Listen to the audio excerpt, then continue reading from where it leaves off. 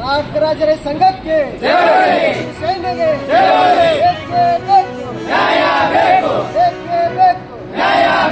ಯಾತಕ್ಕಾಗಿ ಹೋರಾಟ, ಜೈ ಜವಾನ್ ಜೈ ಜವಾನ್ KRS ಪಕ್ಷಕ್ಕೆ KRS ಪಕ್ಷಕ್ಕೆ KRS ಪಕ್ಷಕ್ಕೆ.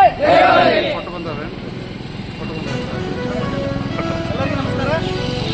ಇವತ್ತು ವಿಜಯಪುರ ಜಿಲ್ಲೆಯ ಹಲವಾರು ಸಮಸ್ಯೆಗಳನ್ನು ಇಟ್ಟುಕೊಂಡು ಮಾನ್ಯ ಜಿಲ್ಲಾಧಿಕಾರಿಗಳಿಗೆ ಕರ್ನಾಟಕ ರಾಜ್ಯ ರೈತ ಸಂಘ ಹಾಗೂ ಹಸಿರು ಸೇನೆ ವತಿಯಿಂದ, ಅದೇ ರೀತಿಯಾಗಿ ಮಿತ್ರ ಪಕ್ಷ KRS ಪಾರ್ಟಿ ವತಿಯಿಂದ ಕೂಡ ಇವತ್ತಿನ ಹಲವಾರು ಸೈನಿಕರು ಕೂಡ ಈ ಒಂದು ಬೆಂಬಲ ಕೊಡಕ್ಕೆ ಬಂದಿದ್ದಾರೆ. ಅವರು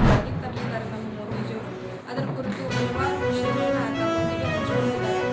ಅದೇ ನಿಟ್ಟಿನಲ್ಲಿ ನಾವು ಕೂಡ ವಿಜಯಪುರ ಜಿಲ್ಲೆಯ ಮಹಿಳಾ ಮೋರ್ಚಾ ವತಿಯಿಂದ ಸಮಸ್ತ ನಮ್ಮ ವಿಜಯಪುರ ಮಹಿಳೆಯರ ವತಿಯಿಂದ ಮೋದಿಜಿಯವರಿಗೆ ಒಂದು ಅಭಿನಂದನೆಗಳನ್ನು ಮತ್ತು ವಂದನೆಗಳನ್ನು ಸಲ್ಲಿಸ್ತೀವಿ.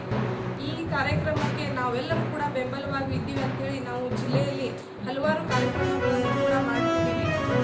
ಪ್ರಬುದ್ಧರ ಗೋಷ್ಠಿ ಅಂದರೆ ಮಹಿಳಾ ಪ್ರಬುದ್ಧರ ಗೋಷ್ಠಿ ಕಾರ್ಯಕ್ರಮ ಆಗಿರ್ಬೋದು, ಮತ್ತು ನಮ್ಮ ಎಲ್ಲ ತಾಲೂಕುಗಳಲ್ಲಿ ಮಹಿಳಾ ಸಮಾವೇಶಗಳನ್ನಾಗಿರ್ಬೋದು, ಮತ್ತು ಮಿಸ್ ಕಾಲ್ ಅಭಿಯಾನ. ಇದೀಗ ತಾನೇ ನಮ್ಮ ಮೇಡಮ್ ಅವರು ಹೇಳಿದವರಿಗೆ ಮಿಸ್ ಕಾಲ್ವನ್ನು ಕೊಡೋದ್ರ ಮುಖಾಂತರ ಮೋದಿಜಿಯವರಿಗೆ ಬೆಂಬಲವನ್ನು ಸೂಚಿಸುವುದು ಕಾರ್ಯಕ್ರಮ ಕೂಡ ನಾವು ಮಾಡಲಿದ್ದೀವಿ.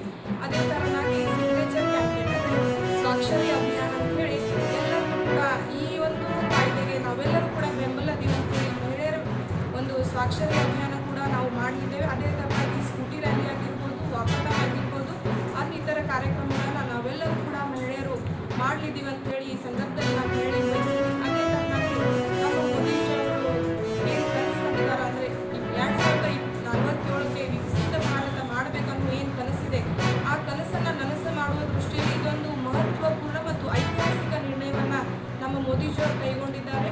ಮಹಿಳೆಯರನ್ನ ಸ್ವಾವಲಂಬಿಯಾಗಿ ಮತ್ತು ಸಕ್ಷಮರಾಗಿ ಆಡಳಿತದಲ್ಲಿ ಒಂದು ಹೆಜ್ಜೆಯನ್ನು ಮುಂದಿಡಲಿಕ್ಕೆ ಅವಕಾಶ ಮಾಡಿಕೊಂಡಿದ್ದಾರೆ. ಅದಕ್ಕೋಸ್ಕರ ನಾನು ನಮ್ಮ ಭಾರತೀಯ ಜನತಾ ಪಕ್ಷದ ಸರ್ಕಾರ ಮತ್ತು ನಮ್ಮ